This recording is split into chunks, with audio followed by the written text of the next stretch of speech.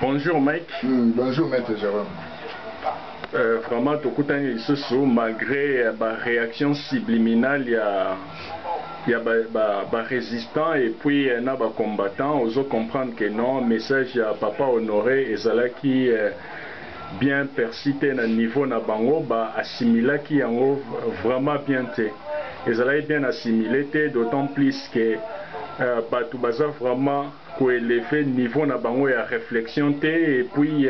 ndenge Honoré de Balzac Aloba, l'ignorance est la mère des crimes. L'ignorance est la mère de tous les crimes. Un crime est avant tout un manque de raisonnement. Honoré de Balzac Aloba. Alors, suite au talibien, au niveau de la résistants et même au niveau de la combattants en général, des combattants résistants, les lois Congo kokufa ndenge ezokende wana eza autant plus que fanatisme et fanatisme eleki trop fanatique na revers baza trop baza comprendre rien et puis ce qui a été aussi grave eza que na niveau na biso même ya diaspora baza au même réflexion na niveau moi ya makasi te tala même la diaspora ya États-Unis bango mutu ba libéra États-Unis contre Anglais au Monarapa George Washington au Yazalaki militaire sur place na kati ya terrain mais so aujourd'hui les trois ténors mususuana aujourd'hui Thomas Jefferson azala na France aujourd'hui Benjamin Franklin azala pe na France ozwa John Adams azala pe na France et bango diaspora wana herbaye ba activer Babylon avec Bakutara na terrain et bango basala même déclaration ya indépendance les trois wana Benjamin Franklin, Thomas Jefferson et puis John Adams et ndenge babundaki wana ekosala mais na niveau na biso sikoya awa tozali na chance ya kozwa mutu lokola Papa Honoré oyo baza comprendre rien jusque là en tout cas aza ko démérer toujours personne mort un peu flou na niveau à Batmusu puisque Batmusu balingi même pas comment le visage na même quand bien même apport na est très efficace mais le fait que les autres pas naïe et puis tala au même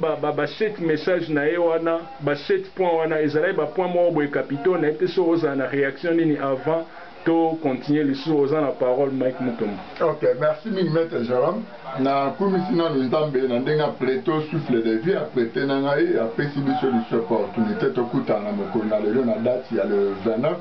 décembre 2017 pour to ba lisuko ningole la bande ko na to ba congolais o balanda biso pe baza na suki to sikola mboka to ezali ko kende na maboko ya bapaya. Bango awa 7.7 mesures au Papa Honoré a proposé qu'il y a la politique ailleurs au Congo. Il y a une même confusion mbilinga na niveau ya communauté congolaise au bazali na diaspora pe na kata Congo Kinshasa na bae au peuple alandaka bango petaka bango confiance au bazomi benga ba politicien mais en réalité baza ba politique ailleurs bazo prétendre aux vrais politiciens. Ndenge to yebi mokili oyo nzambe akelaka yango na 7 jours. Le Dieu créateur akela mokili oyo na 7 jours. Pourquoi akelaki yango na 3 jours te? Pourquoi akelaki yango na 4 jours te? 5 jours te? Mais akelaki yango na 7 jours et le 7e jour nde ezalaki l'air à accomplir oyo ezalaki na vision na ya créature ya monde nde ala se reposaki. Na mokili oyo tozali na 7 merveilles. Na mokili oyo toza na 7 péchés capitaux. Na mokili oyo ndenge tozali ko vivre boye. Pourquoi nyonso ezotalama na chiffre 7. Ba père ya indépendance na première république. Pourquoi l'air ba bundisi ba motongolo mumpe oyo tobenga bakada pemba mindele ya ba belge o balata banzambala bakota comme ba missionnaire quoi que ba yoko sunga biso ba noir mais bakoko na mpe bazalaka vraiment sagité ba yambi bango ba bungisi quoi na bango na nzambe bando tambela balandi o bango ba memi bango tobenga lelo ba lose ba nini tout ça ba formation tout ça ba motongolo mumpe wana bango na puissance na bango spirituelle oyo esalaki ke bakonza Congo na 80 ans bazoyiba Congo mais bazodéveloppe Congo te bazokende tonga Belgique. Père na biso ya indépendance na première république, ils ont compris qu'il fallait bakende na vitesse supérieure sur le plan spirituel. Sur le plan spirituel, comme on a dit, non, bateau le roi Tobunta, sur le plan spirituel, l'air to kolonga bataille drapeau ya première république représenté na 7 étoiles. Na 7 étoiles, on a battu mingi ezali ba province, ezali chiffre ya accomplissement. 7 étoiles, on a l'acti accomplissement, basalaki bataille, babundi, ba longi bitumba wana. Bien que les Congolais représenter la province, normalement la province il faut garder toujours chiffre 7 pour l'accomplissement et le développement. Le papa Honoré Mbanda a boy tout 3 mesures, 4 mesures à même les politiques ailleurs, on a 7 mesures et Congo. Na boumbu o lelo Kongola komi nango na kati ya propre mboka na ye place bakunda mutola koko na ye na ye moko o lelo chinois akoti ya bomi congolais muta osala chinois loko aza te na kati ya Congo. Mais proposition na ete bango mal à l'aise. Pourquoi ete bango mal à l'aise? Parce que bango ba dépendaka na ba ordre ya oyo politique ailleurs oyo Martin Fayulu alobaka keno na ke États-Unis comment on a décidé akendaka kokutana na administration Trump te makendaka kokutana na ba motongolo mumpe oyo bazodétruire Congo oyo bazosoutenir tout part mpona balkanisation ya Congo oyo tobengi bango na Congo ba établissement tobengi bango na Congo ba lobby tobengi bango na Congo ba multinational tobengi bango na Kombo Martin Fayulu akomisi yango vocabulaire ya koloba yango chaque fois na ba interview na ba journaliste na kenda ke États-Unis kokutana na ba décideur ndenge patron na bango alakisa bango système ya ba game na politique Moïse Etienne Tshisekedi wa Mulumba oyo nzoto neti lelo za na frigo na Belgique nyonso wana elingi kotalisa ete moto oyo bino bobandaki koloba ke azali kodénoncer occupation dans la kati ya Congo bino boza bakolabo bozali bapolitikaire accompagnateur boboyaki ye me bolobi ke bino boproposa ye baproposition na bino ya boya. Alors lelo ami kitisi aye vers yo Martin Fayulu, Félix Tshilombo, Eve Bazaiba, Joseph Olengankol aye na bino nyonso kamere na tangaka ete pate ya za Rwandais Katumbi Soriano na tangaka ete po ya zali Zambien Dokolo na otanga ete po ya za Angolais na tangi kala ba Congolais. Pourquoi aye a proposé bino plan na ye cette mesure wana ezali proposition ya plan ya résistance na vrai terme pe na vraie idéologie stratégique mpona kobengana un occupant na cette mesure na soki bolandi yango trebe omonake même bapays oyo ezala occupé baaplika bamesure wana mpo babalkanize mpo babascule plutôt mpe bakweyisa puissance ya occupation et occupa bamboka na bango ayebisi bango basala obéissance civile basala basabotage alobi na bango badémissionne na bainstitution asengi na armée na police asengi na bapolitikaire wana bobima na bainstitution wana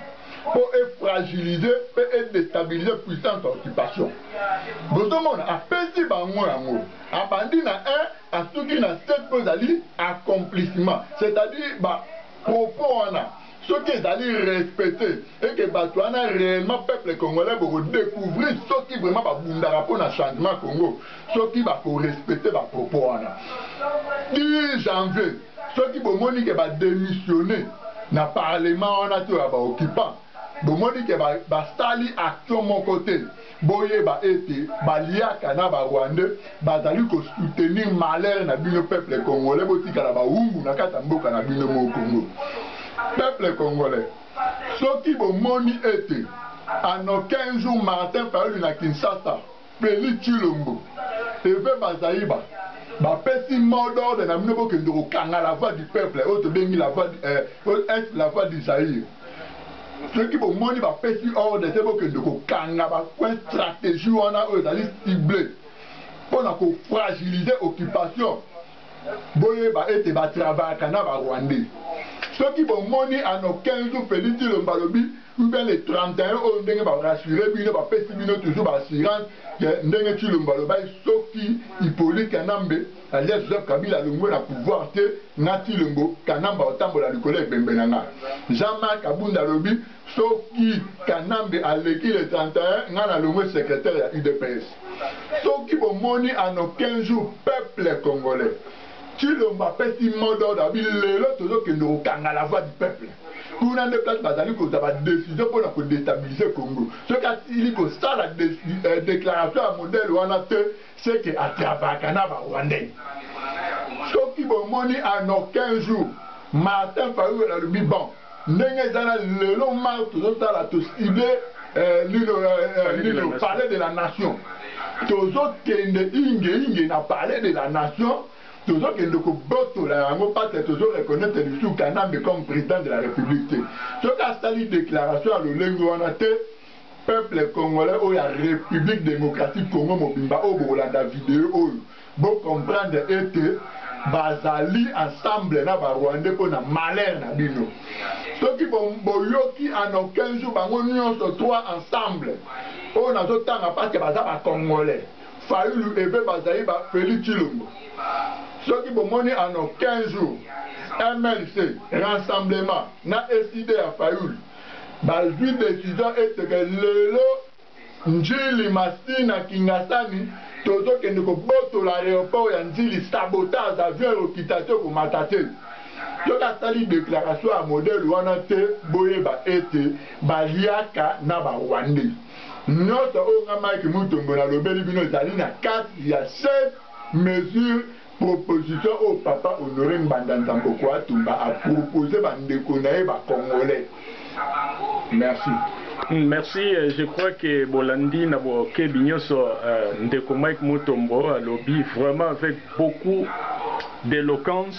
et puis Ndenge Zaliwana les 7 points même à 7 merveilles à monde des Alaka, les 7 vertus, il y a leader et Zali, donc aux hommes qui ont 7 toujours les accomplissement. Dans le sens où on a même lorsque Martin Luther King a fait comme désobéissance civile, les Alaka a eu champion puisqu'il a remarqué d'après Émile Dubois expliqua, biso tous renforcer l'entreprise publique, tous foutre la taxe. Tous ont contribué à l'économie des États-Unis. Mais bateau baza reconnaître ba valeur na bisoté, bazo mon absolument ba citoyen chose, ndengeza boye en tout cas il faut à partir de l'autre on doit utiliser sous ba transporter, on doit foutre sous ba taxe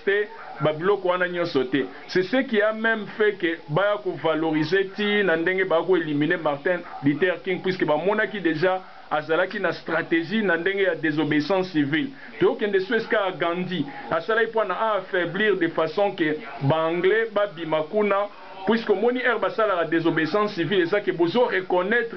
régime établi wana te bomona que ça régime oh il fallait pas ezo sengela na bisoté en tout cas toi on a besoin na ngote yango sala désobéissance civile na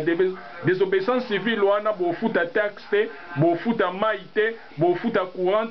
bo kende classe bo kende misala te pona bo paralyser ba domaine wa nyonso même bato basala na ba entreprise privée ya bato wana oyo baza ko déstabiliser Congo il faut même plus bo sala misala wana c'est ça na ndenge ya désobéissance civile est-ce que na wana papa Honoraza aza collabo ça véritable résistant et puis RAP qui ba point wana ezalaki manière ya ko apporter lumière na ndenge ke ala kisake non botala batu oyo bino bozotela mutema ba fanatique na ba rêveur botala ke batu wana ne sont pas des politiciens mais baza ba politika nde Mike Mutombo alobaki et na point wana sikoyo abimisi bango na mpoasa na ndenge ke babo tala ba identité na bango réel que ndenge za bo ba servaka ba occidentaux et puis ba renforcer occupation rwandaise ne maika lobia wa que non les premiers déjà le 31 décembre ceux qui ba pesi ba mot d'ordre d'été en tout cas boye ba ke batuwana bazala ensemble bazoko sabino alors toza lisusu na point mususu toki kotuna yo Mike Mutombo Front Patriotique il y a sali public bat basa comprendre papa Honoré te on a Front Patriotique il y a sali public wana ezali que ne peut faire partie nango eza que yo congolais de souche mais papa honoré taloba ite que ezala ba mélange mobwe hétéroclite ou ba mélange mobwe à contre nature, c'est-à-dire na ba rwandais des Caméré de Moïse bato wana nyonso papa honoré cela été mais il y a la non comprise na part ya bato baza na volonté ya comprendre te ndo mone na débit na pesa ki que l'ICC oyo il y a Honoré de Balzac, le philosophe, n'a pas dit que non, l'ignorance est la mère de tous les crimes. Un crime est avant tout un manque de raisonnement. Mais à niveau de Congolais, tous ça comprendre tes raisonnements. Et puis, si les autres totali bien, Babylon, Dosta, Otago, Loba, n'a pas sa parole, à sali interview en ligne, na maître Gino, à lobby. Présence déjà ya Roubaix ya nano ya James Kabarebe a sala ici autant de jours na Kingakati ba logé na la cité du fleuve na présence wana sigo ya koma ki wana ozomona déjà présence na ye wana esali déjà ba ekomo ya ba makasi tomoni ba désordre ba congolais tozobosana ke balkanisation pe ezalaka ke komemela bino autant de problèmes ko fragiliser Congo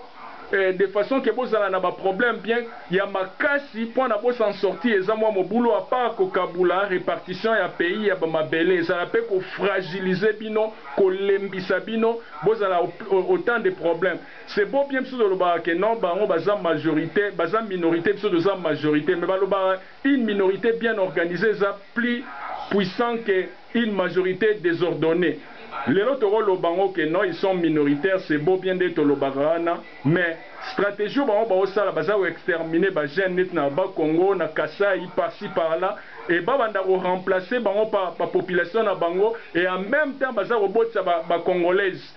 na livre mo boya ba record na zalai na ba lobai ke mobali moko aki ko botisa aki ko tondisa ko peupler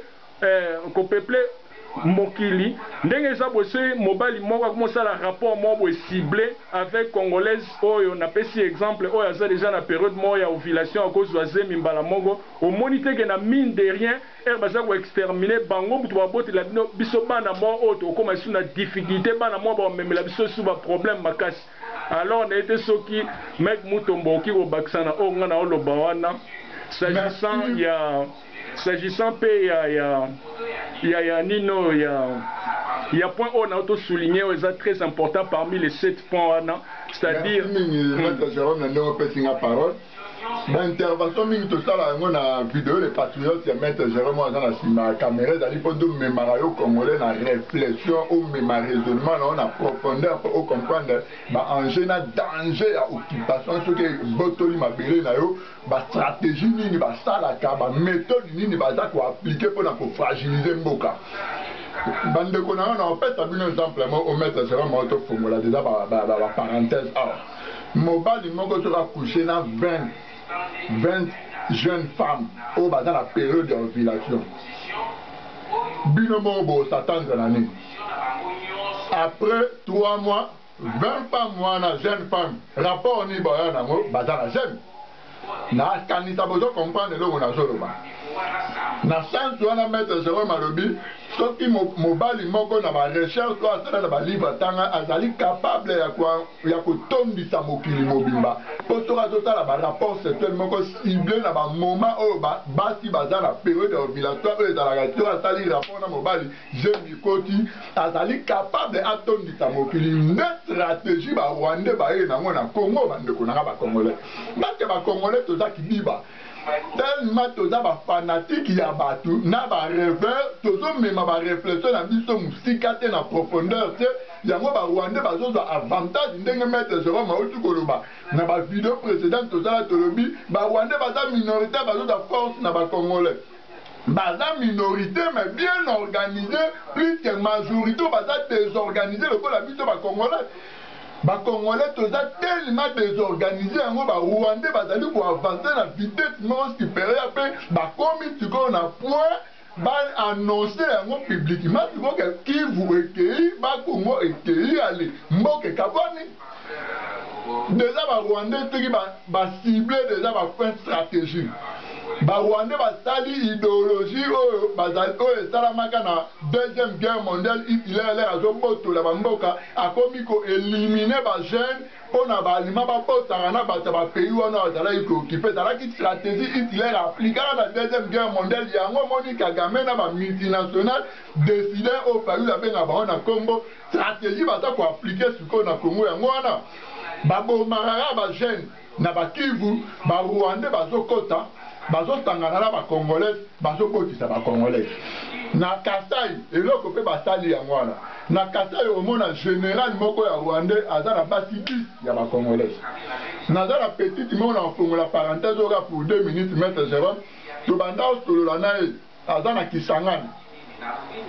petite wana aza na age ya 14 ans makomaki makango ya un général rwandais asengaka na nga Mike Mutombo natindela ata mbongo akima Kisangani akita na Kinshasa aforsaka ngai alobi nabala ye azalaki une très belle femme mazali na 14 ans azolele mpa na nga abi balanga tozalaki ne baami na Facebook ntango nazwi bacontact na bato ya babanie matuta mpona kosensibilize bango mpona kofortifie bango baespere toujours un jour l'autre tolibere Congo petite ana azoetanga abi nga nde naza be nazali 9e femme ya un général rwandais bayaka kozwanga na jib ana kendaka kuna nalalaka na ye tuta nalongoli deja bazemi na ye 3 mais ye ayebi te pate soki ayebi aoboma ngai nga naza 9e aza biso bacongolais doma baesclave sexuel na ye abotiboti deja na bamisusu bozomona exemple oyo napesi bino eza oyo maître Jérôme auti koloba ezali mpe forme ya balkanisation barwandais bazokota na bakongo babombi bajeune barécupere bajeune femme congolaise bakomi kobosta bango bana na Kasai eza meme eloko baza kosala to bacongolais Félix Tshilombo politika ye wana soi-disant aza koprétendre kozala un vrai politicien ndenge bino bozokwara na niveau ya Congo kuna na place bouteki koyamba ye na UK ayebi makambo wana nayebi te soki ayebi soki ayebi on te pas un vrai politicien alandelaka makambo wana na bokebi nyonso mais soki ayebi yango azodénonce yango te pourquoi soki politika ye wana oyo Martin Fayulu koma vocabulaire ne nauti pa badécider nauti soki ayebi makambo lolongo nga na maître Jérôme tozolimbolela bino soki azodénonce yango te mpona nini azodénonce yango te bozomona danger Congo ezokende la président national ya Paruka azoloba oyo ezali pour la toute dernière fois na lancé appel mpe na mikitisi emblement na proposer bandeko na nga mpo tozala ensemble barespecte plan stratégie na ngai faire ya résistance pour basculer pouvoir ya occupation to déraciner yango mais Tshilombo alandi discours te na soi-disant journaliste na yebi te so alanda formation journalistique wapi Eliezer batunaka nano moto question bon toyoki résistance leader ya résistance kuna na diaspora apropose bino state mesure mpona bobengana Hippolyte Kanambe est-ce monsieur Félix olandaki quand même interview wana oyoki nanu répondre Félix aloba te Félix abi wi nalandaki interview na lotunie to na cette mesure wana oyo apropose bino yo olobi nini nde bongo basalaka Eliezer yo na yo moko ndire olandaki yango toyoki yango kaka na lisolale yoyo tune malama mais Honoré Mbanda ba Félix palandi nango tabi aya raison de rassemblement ozomona ke mboka moko eza géré na bato potopoto na potopoto yango barwandais bamultiplier basystème nyonso mpo babalikanize mpe bafragilize Congo un jour ou l'autre Kagame ozala te na pouvoir Kanamba ozala te na pouvoir biso baoyo tozwa Congo tokoma na problème parce que bana wana baoréclame ke mama na nga aza congolaise ko biso tosala nini ntango mwana wana atelemi na mama ne mama ya congolaise nde aloba na 50% congolais 50% mopaya rwandais sikoyo tosala nini wana eza réponse na tuni na bino bapolitika ye wana merci merci et puis soki tokei na baraisonnement lisusu baréflexion ya professeur Philippe Zimberdo oyo apesaki sur intelligence, désobéissance intelligente. Na désobéissance intelligente wana apesi exemple même oyo ya mbwa omoni bambwa oyo bakitaka baveugle wana bambwa oyo bakitaka baveugle baforma bango babanda kodésobéir intelligemment et puis mbwa wana ezalaka soki ne tokutani na ye azolinga afaire traverser aveugle na nzela et yo siko pesi ba instruction mo boya mabe yazo mona danger wana ke soka traverser danger za la poana et puis poana mutu o yaza ko conduire alors bambwana ba désobéissaka mais alors biso to ça on comprend c'est tout OK na raisonnement professeur Philippe Zimberdo wana mais quand est-il siko poana ba congolais malgré ba buzo ba o ezo salemana mais bozo continuer toujours que obéir oh désobéissance intelligente sur désobéissance fructueuse c'est-à-dire ezali ko apporter ba fruit moya makasi ya monique endela et kenda pe na désobéissance civile bino na niveau ya boya diaspora si vous moni mutulo la Félix ayo sala ba meeting ba Martin Fayulu ba F ba Zaïba bo kendete bo désobéir c'est ça la désobéissance intelligente mais les gens qui obéissent même dans l'ordre obscur tu dois comprendre oh William Shakespeare a que le monde entier est un plateau de théâtre où tous les hommes et toutes les femmes ne sont que des personnages de la pièce. Félix Ayebi rôle nino bapesa eska ba décider Martin Fayulu ayebi rôle nino bapesa bango eska ba décider F Bazaïba ayebi rôle ni bapesa bango eska ba décider Olengankoy ayebi rôle ni bapesa bango eska ba décider Général Olenga ayebi rôle ni azo eska ba décider yango monique stratagème oyo président national ake nango ya 7 mesures wana ezali po ebimisa bango na mutakala et redéfinir ba identité mais seulement puisque ba congolais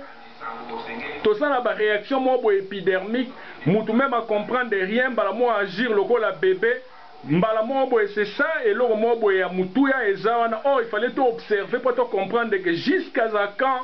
ba aventure banda ko continuer boye alors monsieur Mike na évité ceux qui ozana et lo loba puisque vraiment eza tristesse makasi même na sima malgré tout na na sima caméra mais au fait tristesse makasi a komona que niveau na biso ya ba congolais tozana réflexion mo boye vraiment eza terre à terre et pona kosukisa Denis Diderot aloba et loko wana se tromper est humain. Se tromper est humain. Persister dans son erreur est diabolique. Voilà Denis Diderot. Mais combien de fois, erreur, tu vas cumuler toujours, même erreur, voilà, bosala nango attention, et président même, il y a Zimbabwe, il a remplacé Robert Mugabe, na era qui n'a fait d'ici dans la diaspora, message wa salaki na entretien zalaki na ona diaspora et ici bango que non les en a berrero ya kalato sali mais to ki su ko contient ba même erreur te peut-être to sala berrero ya sika mais biso ba congolais to demeura toujours na ba biloko wana ya mon même papa honoré alobaki sur la citation oya Albert Einstein Mike ozana la parole. OK, merci mi maître Jérôme na no pesi na parole. Nako zongela lisusu mwa muketi mapre na kota na ona nina limbolela bandeko na ba congolais suko bandeko na ba congolais ya na premier maître Jérôme autre ko congolais très important bandeko na ngai bo imaginer na minute na Congo dedans la plus de 4 à 5 000 officiers militaires rwandais ba na Congo na kata FARDC to 5 000 officiers rwandais na Congo na minute Nandenge ba comité Congo plus bas que la terre. Ba même souffrance moko au Congolais na vivant te lobi nango vient nango et lobi nango vient nango Valentin Mubak. Parce que dans la Congo ça fait maintenant 36 ans depuis notre diplôme na mona souffrance à beauté. Du coup toi qui basa 5 000 généralement comme azobi mana 10 congolaises à Saint-Est congolaises à Tchebango bazem. Bon compter na 5 000 wana po ta plan na bango bien élaboré bien donc travailler moi et faut la respecter pour na avantage na bango batondi ça et ni touti pour ba touti basé belete bon comprendre là on a zo fongola ne ba outu ba la majorité par rapport à ba touti mais ba yo ko profiter na mboka mo beto ça et belé mais to ça ba ignorer na niveau mo bo que non perdition on a habité dans ni to ko so mta ba na réflexion normale ba yo ko profiter ce qu'on a mboka le mwana to ba tondi ça ce ko yo ethnie Tutsi. Du coup, Tutsi wana o ba na kata FARDC. Tutsi o ba za ba homme d'affaires na Congo. Tutsi o ba occupé poste administratif na ba compagnie à Congo. Douane tout ça. Bazo bimana ba Congolais dit lelo na Congo to okei na ba petit na na Istan na Unikin. Baza ba collègue na ba basi ba koma basi ya ba colonel ba Rwandais. Au mona bazo ba ke colonel bango mo ba betel ba collègue na ba mibali masolo. Au mona colonel moko na mbeto mo azola na 7 Congolais. Au mona pe pour ba se retrouver pe 2000 musu du coup du bazo bota za ba Rwandais du coup 5000. Ce qui va dans la partie 10. Il faut aux 20 ans au Basali depuis Mouzé Kabila. Merci. Laurent du coup, tu as un problème. 5000 wana pamba ceux qui généralement des ados bimana dit congolaises. Azo tabango bazem. Du coup, dans 20 ans. Bozo mona déjà ndenge ba tout ba comme belé. Des cas. Déjà dans au moment là que eza situation moko sérieux. Tous voyango au sérieux. Malheureusement, quand on site en Europe, on a une intervention à Boyo, c'est très important. On site en Europe, on peut continuer à autant plus intelligent que les or, et ça combat, il faut dénoncer la stratégie au Rwanda pour déstabiliser le Congo. Le nom de l'histoire, c'est Martin Fayulu. Martin Fayulu est au pays, aux États-Unis. Oleki na ba interview na ba journaliste congolais le boko okuta na ba décideur. Yo le bio linga Vital Kamerhe. Te Kamerhe dit que yo linga tete le ozo sala ozo ba non ba mususu ba za ba hypocrite ba kinda kokuta na Hippolyte Kanambe tout ça ba ni. Vital Kamerhe na Belgique na discours na le dit que biso tout reconnaître que tout ça li péché. Biso tout ça li masum contre le peuple congolais. À répondre yo Martin Fayulu parce qu'il y a mis que bino nyoto boza na jemoko yo ozobo ya Vital Kamerhe po aza Rwanda mais ozondima Moïse Katumbi po aza Zambien. Réponse Kamerhe apesi atali tonde na lolengo wana yo boyinga olobi naza hypocrite na traite na collaborer na Hippolyte Kanambe ebo Katumbi oyo ozokende soutenir na rassemblement ye na Kanambe ba na relation. Martin Fayulu yo nanga tosolo na téléphone lelo na oloba yango na tigala oloba yango te mais lelo na oloba yango na 2016 là tozo contacter Frank Diongo to contactaki na yo ngana na sola na téléphone yo ebisa nga be na motuna na tunara na ebisa ka yo vieux olinga te na conscience na bi ke ba occuper na ba Rwanda bo za be esclave na Rwanda o ebisa nga yi petit bapa ya bapoto limboka oyo toza na force mon côté awa ndenge toza awa na terrain ezala vie Tshisekedi ye mpe azwaka ndenge ordre na likolo na bamindeli ye moto aza géant na Congo ebongo babiso bato tolandaka ye tosala nini biso tu bapesa biso baordre oyo ifo ezala respecte soki orespecte yango te vi na yo eza na danger yo na grand frère Frank Diongo oyo lelo azosouffrir na prison yo comprenaki quand même lelo topesaka yo mwa consigne na idéologie moko keba na baidéologie oyo totala na ba TV5 na ba TV2 olobi article 64 baosi biso touche bovie Tshisekedi bolanda vi wana aza na basystème moko ya osakana te yo sozaki biba baozwa ndenge baza vie de minongala ocomprenaki message ozonga esima mais vie grand nangai Frank Diongo a compris qu'il y a kendaki pena avec volonté croyant que ma mouvette Tshisekedi dans le baiser la réalité. Donc a contacté Vital Kamerhe a simbi sa touche. Yango yo lelo ina Vital Kamerhe. Olingara ete po yom ta simbi sa Frank Diongo touche. Anyara simbi ta na pe touche. Otalaki intérêt hôtel na ozana na Congo. Otali ke soko perdre yango. Wa lu suna lo comme tu te ça la que faut survivre. Yango nga na ye lelo na yebisa yo nga Mike Mutumbu bien na nga Martin Fayulu grand frère de ceux qui réellement ozalaka vraiment opposant nga na yebi koza opposant toza accompagnateur ndenge mo ndimaka bozala ordre na bamindele badécideur wana eza balobi d'établissement bamultinational oyo balingi babalkanise Congo lelo bakata Congo ndamndam bango nde bapesaka bino baordre ndenge nini bojoue baje po bo endormi populateur ya Kinshasa bobombela bango vérité bobimisela bango lokuta démissionner dans le parlement na poto ngai Mark Mundomo na ndima yo ya oza vraiment vrai opposant na kata Congo ça là vraiment discours officiel que ngai Martin Fayulu pour le la mot occupation c'est tout ngisaka o mingi na ba pays nyonso tambola na diaspora to ba tout nora likambo occupation oyo ko ndi ba tout le nzube na nzoto mais toi non courage dans le bango non même na micro ya soi-disant journaliste à désert il y a été missionné dans le parlement le banon officiellement avant le 31 août que ngai Martin Fayulu na démissionné pour ton dimake vraiment d'abord pour d'abimano na constitution na Rwandais peuple ça dans le mot d'ordre peuple congolais que le boto la cité à la voix d'Isaïe. Est la voix d'Isaïe Otobenyango RTNC. Merci. Merci. Tokomi na suka ande omoni komba lobara biloko mambunyo so ezalaka oya bien ou me la raté alors to kiko s'apaisantir mi na interview te poana ba tellement to lobeli ba sujet eza très important et alors pour na ko égarer ba